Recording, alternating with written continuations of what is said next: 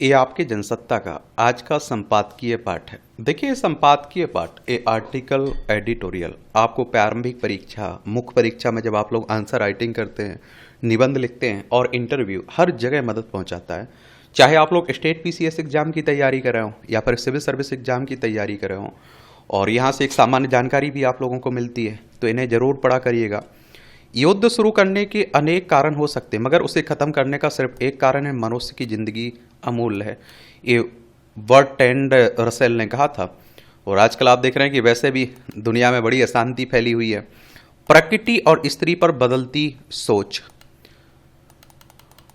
महिलाओं के अधिकारों की तो मैं बात हमेशा कह रहा हूं कि भैया, अगर आप सोचिए कि एक रथ के दो पहिए मैं मानता हूं, और महिलाओं को, लड़कियों को जहां भी मौका मिल रहा है बहुत अच्छा कर्तव्य दिखा पा रही हैं। अभी सिविल सर्विस का रिजल्ट आया हुआ है, उसमें भी तो आप लोग देख रहे होंगे टॉपर के रूम में। और कहीं कमजोर नहीं है लड़कियां। अगर कोई बना के रखा हुआ कोई कह रहा है तो वो मानसिकता उसकी गलत है फिर। तो आप देखिए, भाषा किसी भी समाज की संरचना और विचारधारा को दर्शाने का सबसे महत्वपूर्ण माध्यम होती है। यह न केवल संवाद का साधन होती है, बल्कि शक्ति संबंधों, सामाजिक संरचनाओं और सांस्कृतिक धारणाओं को भी प्रतिबिंबित करती है। सभ्यता के विकास के शुरुआती दिनों में स्वभावता मनुष्य प्रकृति के साथ प्रेम पूर्वक रहता था, और तब मनुष्यों की भाषा प्रेम की भाषा थी, और जिसमें हर व्यक्ति वस्तु प्रकृति के लिए चिंता का भाव था। उस काल में प्रकृति को एक जीव या फिर स्त्री के रूप में देखा गया, और विभिन्न संस्कृतियों के प्राचीन मिथकों और धार्मिक ग्रंथों में प्रकृति को स्त्री के रूप में दर्शाया गया है, जो सृजन, उर्वरता और पालन पोषण का प्रतीक है।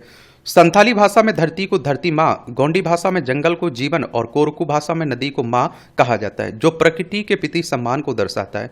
दूसरी तरफ विशाल, कठोर, ऊंचाइयों से चौंकाने वाले पहाड़, गर्जना करते समुद्र, झरनों की पुलिंग रूप दिया गया है। अब धरती को धरती माँ आप देखते हैं ना, हम लोग गंगा माँ कहते रहते हैं ना। अब सोचिए कि हम लोगों ने इसका क्या हाल किया, लेकिन पृथ्वी का हाल देख ही रहे, आप लोग गंगा माँ का हाल देख ही रहे। एक समय तक जो गंगा माँ हमारा उद्धार करती थी, आज वो अपने उद्धार के लिए चिल्ला रही हैं। प्रकृति को जानने समझने के साथ जैसे जैसे वैज्ञानिक क्रांति आगे बढ़ी, प्रकृति की पोषण देने वाली छवि कमजोर होती गई। 17वीं और 18वीं शताब्दी के दौरान विज्ञान और तर्कवाद के बढ़ते प्रभाव के कारण प्रकृति को अब एक ऐसी शक्ति के रूप में नहीं देखा गया जिसके सामंजस्य स्थापित किया जाए, बल्कि इसे एक ऐसी वस्तु के रूप में देखा जाने लगा जिसे नियंत्रित किया जा सकता है। इस प्रक्रिया में स्त्री की छवि भी धुंधली होती गई और उसकी जगह एक यांत्रिक दृष्टिकोण ने ले ली, और इस नई सोच ने प्रकृति को एक ऐसी शक्ति के रूप में देखा जिसे जीतना था, और न कि एक ऐसी सत्ता के रूप में जिसे श्रद्धा और सम्मान दिया जाना चाहिए। परिणाम स्वरूप भाषा आक्रामक, आधिपत्य आप देखेंगे वादी और संसाधन केंद्रित होती गई। इस नए दृष्टिकोण में प्रकृति को एक ऐसी शक्ति माना गया जिस पर मनुष्य को विजय प्राप्त करनी थी। अब इस तार्किक मनुष्य की भाषा आक्रामक और विवादी और हिंसक होनी शुरू हो गई। देखिए, पर्यावरण प्रकृति के साथ हम लोग छेड़छाड़ करते हैं तो हमें समझ में नहीं आता, हमें बड़ा मजा आता है, लेकिन जब वो आप देखिए रिएक्ट करती है तो हम खून के आंसू रोने लगते हैं। और इस तरह की कई घटनाएं, आपदाएं आती रहती हैं हमारे देश में। और दूसरी बात आप देखेंगे कि आजकल जो लालची स्वभाव हो गया ना इंसान का, इतना किसी का नहीं हुआ। अब आप देखिए, गाय हो, पशु पक्षी हो, जो भी हो, आप देखिए जीव जंतु, वो अपना कर्तव्य निभाते हैं, और उनका स्वार्थ नहीं है कि वो एक जगह कब्जा किए हो फिर 2-4 जगह और कब्जा कर ले। इंसान का देखिए, एक घर है उसका, उसे 50 घर और चाहिए भैया। आप समझ सकते हैं कि पहले हम लोग स्कूल जाते थे तो आपने देखा होगा कि पेड़ पौधे रहते थे, बहुत सारे स्कूलों की कक्षाएं पेड़ के नीचे ही लगती थी। आज के समय में देख लीजिए, आपको पेड़ देखने को नहीं मिलेंगे।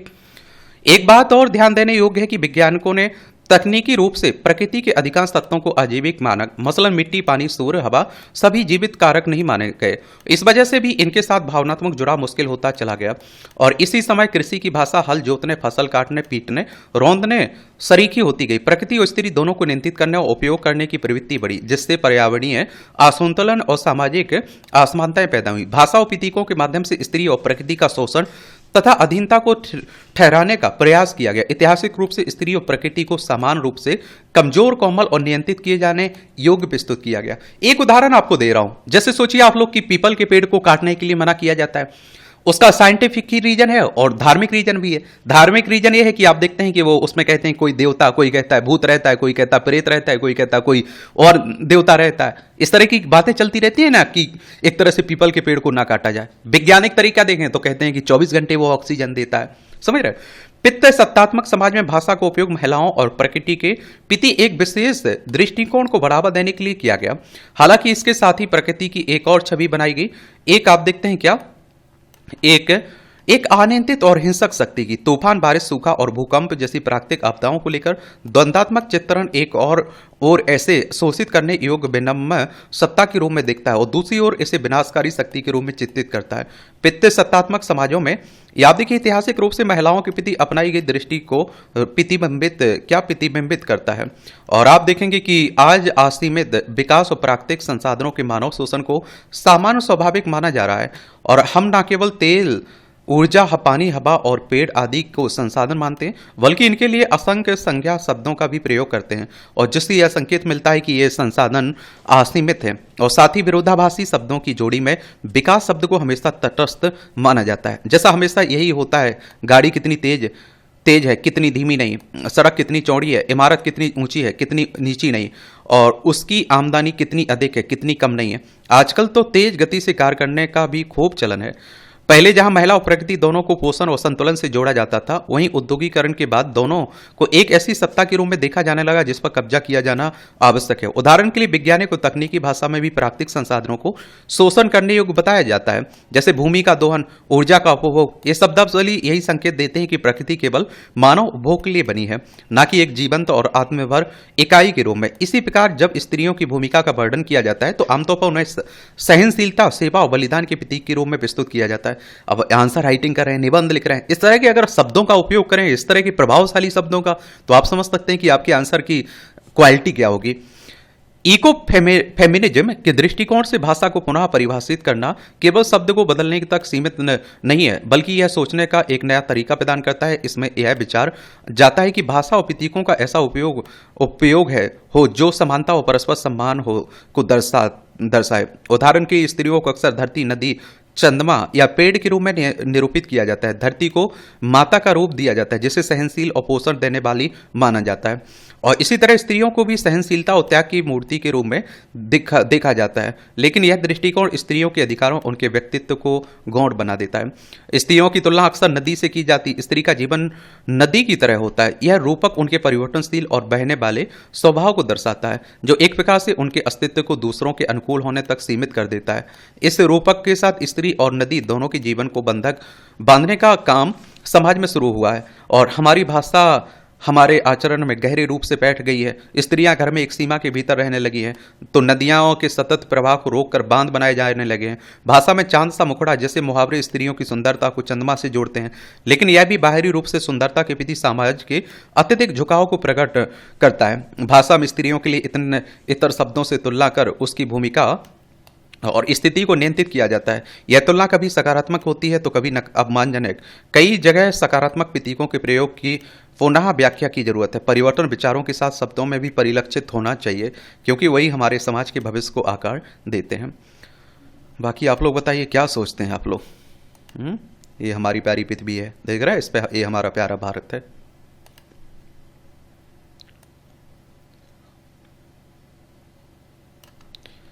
ये आप देखिए, अकेला काफी हूं, और अकेला काफी होना भी चाहिए।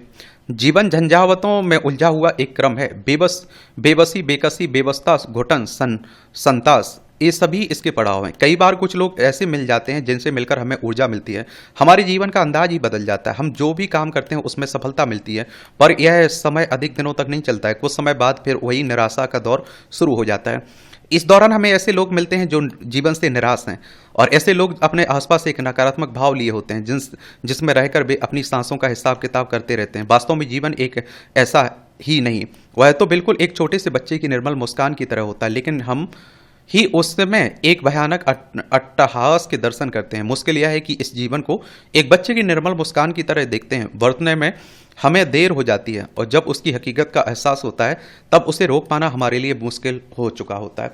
एक बात और आप लोगों को यहाँ बात बता दूं, देखिए भैया, कि मैं कहता हूँ हमेशा पॉजिटिव लोगों के साथ रहिए। जो नेगेटिव बातें करते हैं, जो आप देखते हैं कि एक तरह से डीमोटिवेट हैं, इनसे छोड़िए। इनके परिवेश में रहेंगे, इनके साथ रहेंगे तो आप भी उसी तरह की बातें करने लग जाएंगे। इंसान जब निराश के गर्त में होता है तो आमतौर पर वह एक वाक्य दोहराता है, मैं काफी अकेला हूं। 3-4 शब्दों का यह वाक्य सचमुच निराशा ही उपज है, और इस वाक्य को दोहराने वाले कभी आगे बढ़ ही नहीं पाते हैं, क्योंकि यह सोचना आगे का रास्ता खोजने से बाधित करता है। अब आप सोचिए कि आप मेहनत नहीं कर रहे हो, क्या कह रहे हैं, आपकी किस्मत खराब है, अरे भैया हमारा सिलेक्शन नहीं हो रहा है। अब आप देखिए, मेहनत करिए, 100% दीजिए भाई, मैं कहता हूं कि 100% पॉजिटिव रिजल्ट भी आएगा।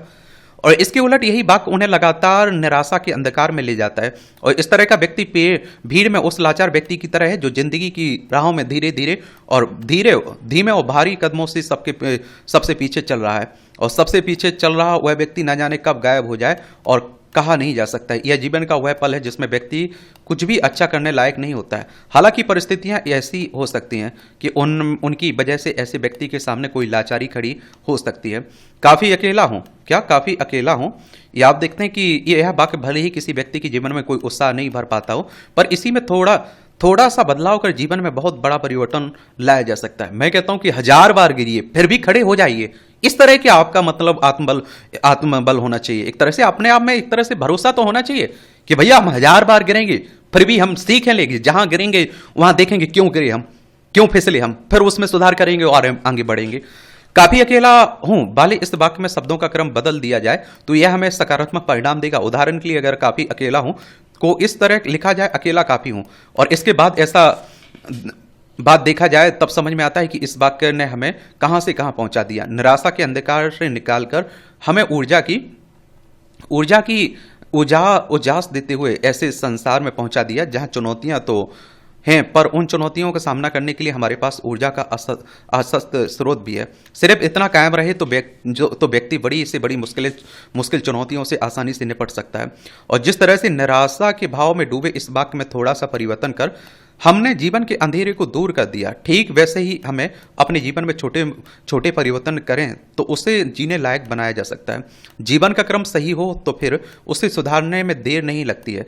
जब व्यक्ति क्रम में बदल जाता है, मुसीबतें वहीं से शुरू होती हैं।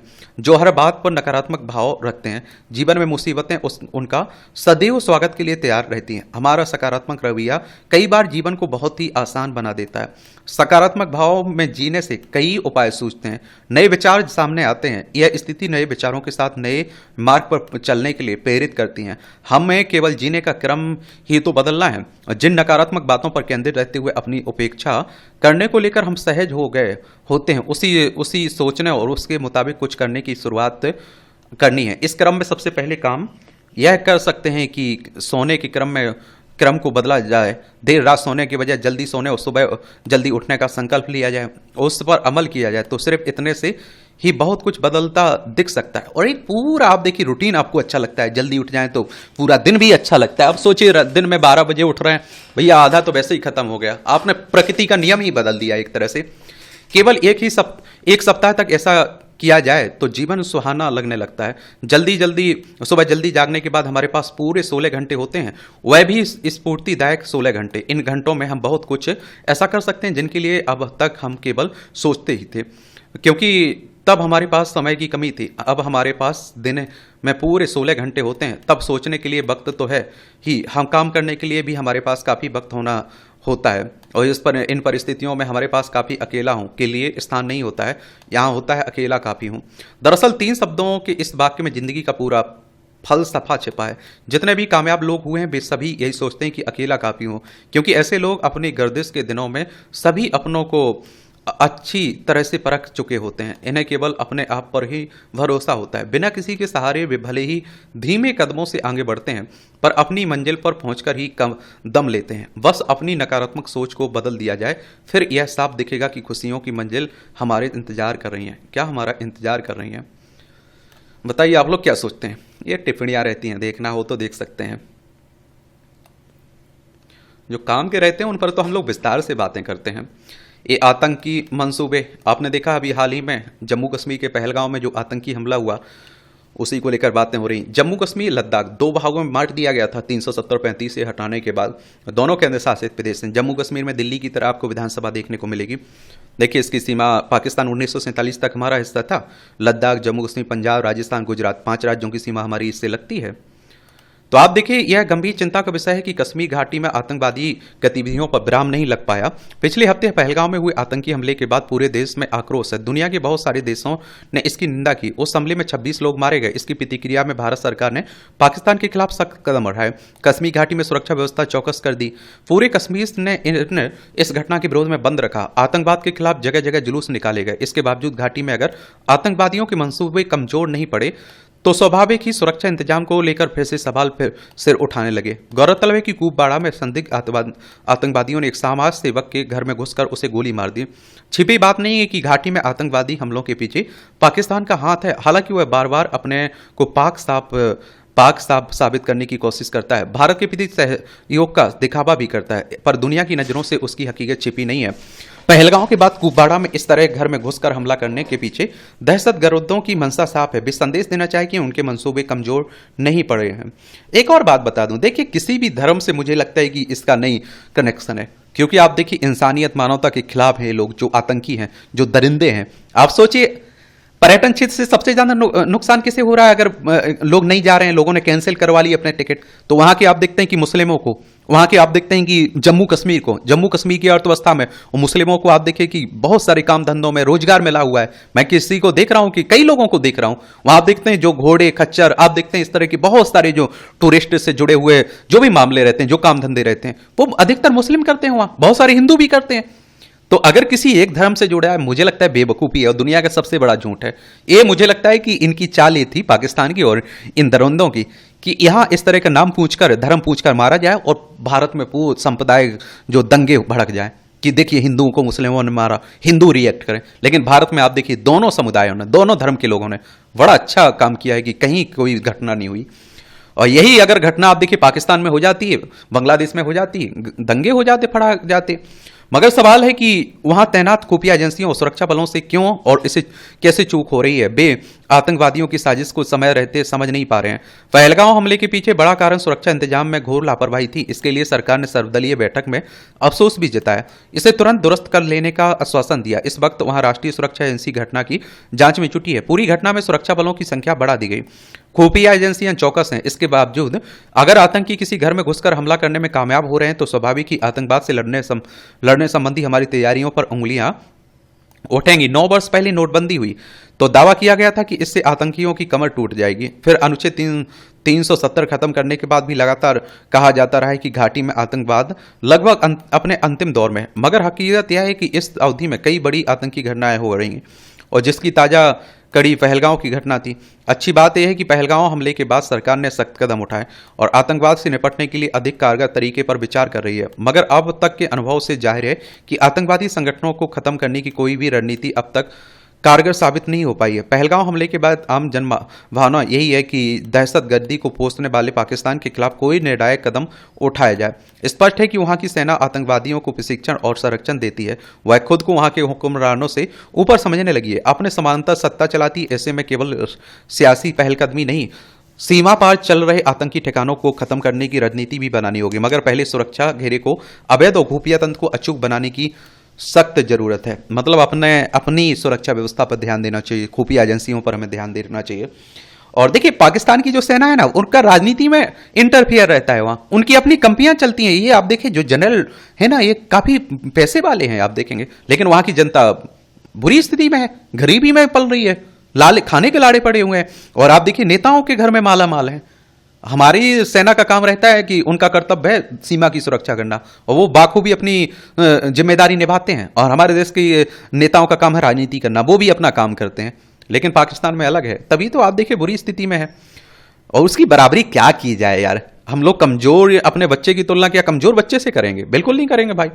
लापरवाही की आग। दिल्ली के रोहिणी इलाके में स्थित एक झुग्गी बस्ती में लगी आग फिर यह बताने के लिए काफी कि हम मोर्चे पर चौकसी व्यवस्था को दुरुस्त करने की सरकारी दावों की हकीकत क्या है। विडंबना है कि सभी पार्टियां विपक्ष में रहते हुए सरकार पर बद इंतजामी के आरोप लगाती हैं मगर वहीं सत्ता में आने के बाद जनता को उसके हाल पर छोड़ देती हैं। गौरतलब है कि रोहिणी में रविवार को अचानक लगी आग में करीब 800 झुग्गियां जलकर राख हो गई हैं। अंदाजा लगाया जा सकता है कि उसमें रहने वाले लोगों के जीवन में कैसा तूफान आ गया होगा, क्योंकि उसमें ज्यादातर परिवारों का सब कुछ जल गया और उनके सामने अब गुजारा करने तक की मुश्किलें आ गई हैं। खबरों के मुताबिक सूचना दिए जाने के बावजूद अग्निशमन सेवा के वाहन काफी देर से पहुंचे, जिससे आग की भयावहता और बढ़ गई। हालांकि बस्ती में संकरे रास्तों की वजह से दमकल को अंदर पहुंचने में मुश्किलें हुई, जिससे समस्या और बढ़ी है।